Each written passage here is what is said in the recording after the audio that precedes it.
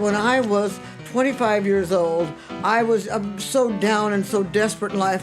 And so he said, put your love into Jesus and he'll change your life. So I went home and I started reading the Bible and put my love into Jesus, and God made me wonderfully happy.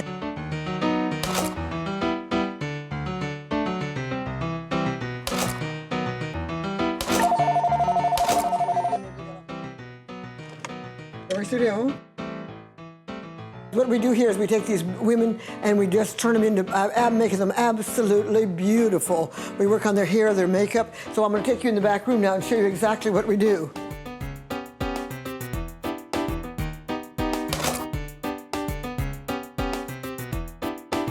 I won't even put too much red around the bottom. You want just very simple, straight lines with a... We take the Bible and take true sexuality and then we project it in our pictures. See, we take them back to the garden, honey. We take him back to the garden, and we tell him how Eve desired the man. And that's what's exciting. Don't move the hip. These might fall off. We move. Come on, honey. Get hot. Big smile. Ooh. Don't move. Don't move. There it is. There it is. There it is. There it is. Turn around. Turn around. Turn around. And over the shoulder. Over the shoulder. Ooh. Oh, that's hot. And I teach that the woman should be after the man and cut up and lure him on and look at him and say, oh, honey, you are so hot and I desire you. See, that's what I'm working on right here. Now we're right here, we're here with all the props where we have all the feathers, all the wraparounds that we use. And over here's all the jewelry that we use, have all kinds of jewelry. Anyways, let me see, all kinds of jewelry. And when I get these women up in the front of the camera, I want them to look hot and like they really desire him. And that's what turns these men on when they see these pictures. See, we mix up sexuality and spirituality.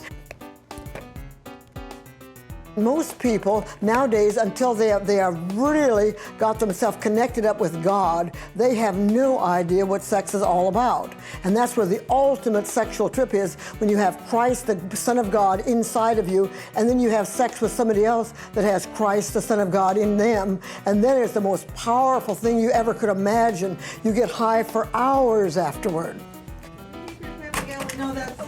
Now over the shoulder. Talk about your personal sexual preferences then. Oh, naturally hot young men, honey. Especially those that have been in prison a while. And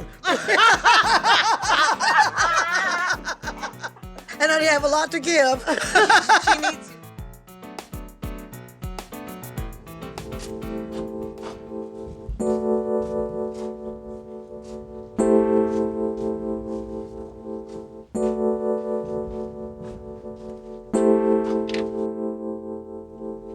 Now, so here's where our press is. Here's where we do all our printing. And see, I printed all these pictures. See, we've made 5,000 of these. This is where they sit all day long, and they just load up magazines for the prisoners. All one of these bags right in here is a bag for the prisoners. All my inmates. Everything is my inmates. And my first experience was I was looking for artists. I was visiting the prison. They said I would meet Ramon Salcedo on death row, and he would help me with the artwork. So that's how I started being introduced to the artists, some of the artists on death row. Giving these people help through our magazine, through the testimonies of how the other prisoners have found Christ and they're heaven bound. When they go lay down on that table to get executed, they know they're going to heaven.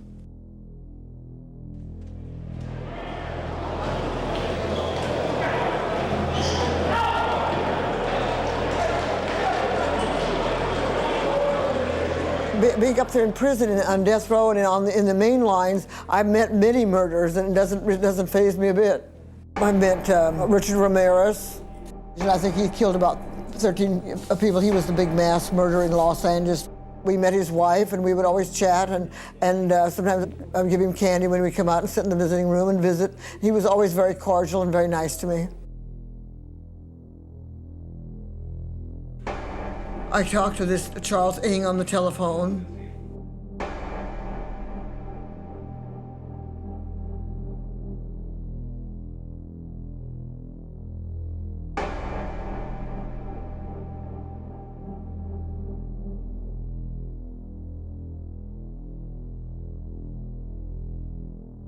So I finally found this one that is top-notch called Alfredo Valdez, and he's the one that does all our artwork. And then we started this magazine. This is Alfredo Valdez.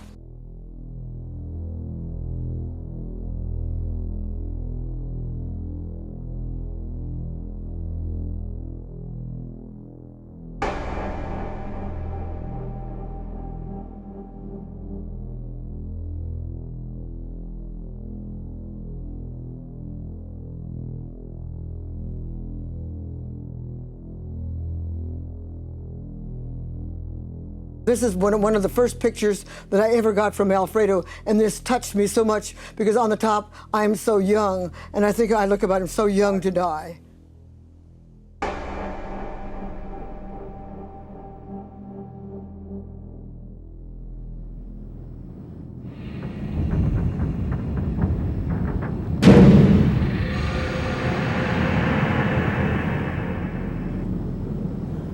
You see, this is death row. This is with a snake coming around the gun towers. And this is in the background here. Here's the car with his prison number on the background.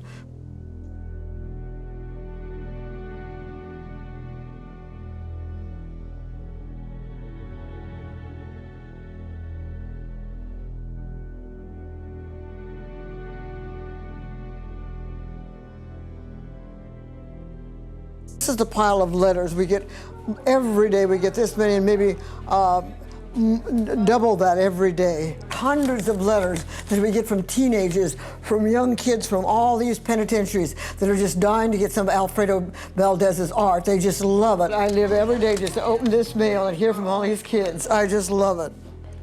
If I didn't have all this mail to open up every day, it would be terrible. Salinas, California is a jail there. Chino, Corona, that's another big prison. Folsom, California. Texas. My name is Angela Ramirez. I'm an inmate here in Stiles Unit, Beaumont, Texas. I was wondering if you could please send me some artwork by Alfredo Valdez, who is on death row. I love all your art. I love everything about it. It inspires everybody. And the kids, I pass it out to the kids all over, and they just love it.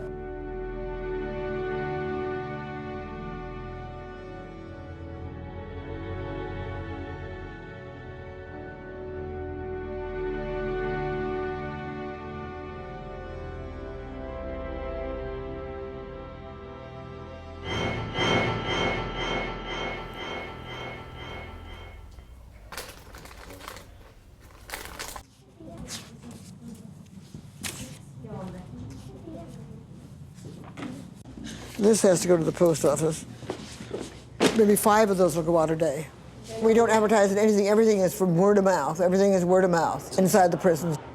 I've always been very upset about that death sentence. I've always been very upset about it. And there's nothing much I can do about it except go up there and tell these people about Christ and bring them some comfort. That's the only human thing I can do about it. We're going to San Quentin. We're going to see Alfredo Valdez. We're going over the Golden Gate Bridge, and everybody's out here having a wonderful time this morning, and we're going to go sit and see one of those poor inmates that never gets out to see anything. Now we've arrived at San Quentin, and we're going up to meet Alfredo on death row. And as you look back in the background, you'll see the prison, see the big smokestack there. I understand, I've been told that that's when they used to execute him with the gas chamber. That's where they'd let the fumes out. First, then we're going to sit in the booth and put our food down, and then we're going to wait for them to bring the inmate down in handcuffs. That really made me feel very nervous. But after the years of coming here, I sort of forget about all that and just think about the happiness and the cheer that I can bring him. Then I'll give Alfredo a big kiss and make him feel real loved and real welcome.